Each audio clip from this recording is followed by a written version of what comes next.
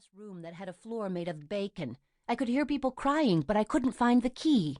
You want to talk about that one? A feeling of isolation, an awareness that people are upset by your actions or missing you. Okay, let's talk about that dream. Who is crying? Shit.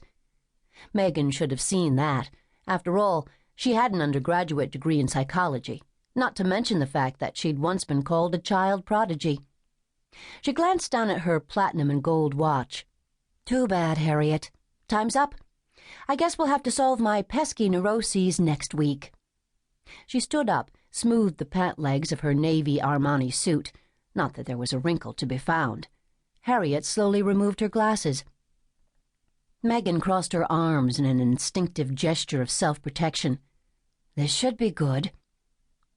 Do you like your life, Megan? That wasn't what she'd expected. What's not to like? I'm the best divorce attorney in the state. I live alone in a kick-ass condo above the public market and drive a brand new Porsche. Friends. I talk to Elizabeth every Thursday night. Family. Maybe it was time to get a new therapist. Harriet had ferreted out all of Megan's weak points. My mom stayed with me for a week last year. If I'm lucky, she'll come back for another visit just in time to watch the colonization of Mars on MTV. And Claire? My sister and I have problems. I'll admit it, but nothing major. We're just too busy to get together.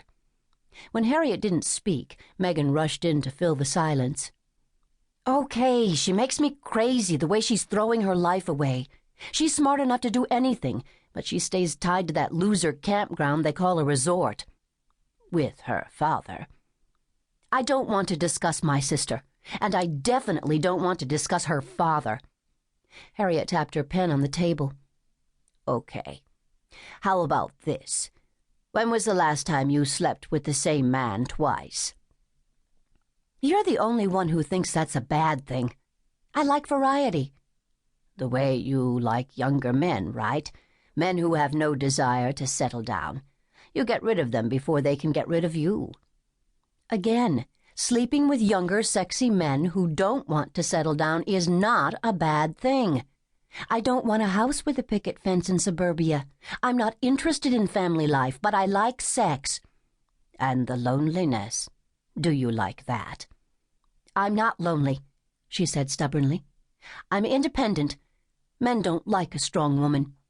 Strong men do. Then I better start hanging out in gyms instead of bars. And strong women face their fears. They talk about the painful choices they've made in their lives. Megan actually flinched. Sorry, Harriet. I need to scoot. See you next week. She left the office. Outside, it was a gloriously bright June day, early in the so-called summer. Everywhere else in the country, people were swimming and barbecuing and organizing poolside picnics. Here in good old Seattle, people were methodically checking their calendars and muttering that it was June, damn it. Only a few tourists were around this morning, out-of-towners recognizable by the umbrellas tucked under their arms. Megan finally released her breath as she crossed the busy street and stepped up onto the grassy lawn of the waterfront park. A towering totem pole greeted her. Behind it, a dozen seagulls dived for bits of discarded food. She walked past a park bench where a man lay huddled beneath a blanket of yellowed newspapers. In front of her, the deep blue Sound stretched along the pale horizon. She wished she could take comfort from that view. Often she could. But today, her mind was caught in the net of another time and place. If she closed her eyes, which she definitely dared not do, she'd remember it all. The dialing of the telephone number, the stilted, desperate conversation with a man she didn't know, the long, silent drive to that shit-ass little town up north. And worst of all, the tears she'd wiped from her little sister's flushed cheeks when she said, "I'm leaving you, Claire." Her fingers tightened around the railing. Dr. Bloom was wrong. Talking about Megan's painful choice and the lonely years that had followed it wouldn't help. Her past wasn't a collection of memories to be worked through. It was like an oversized Samsonite with a bum wheel. Megan had learned that a long time ago. All she could do was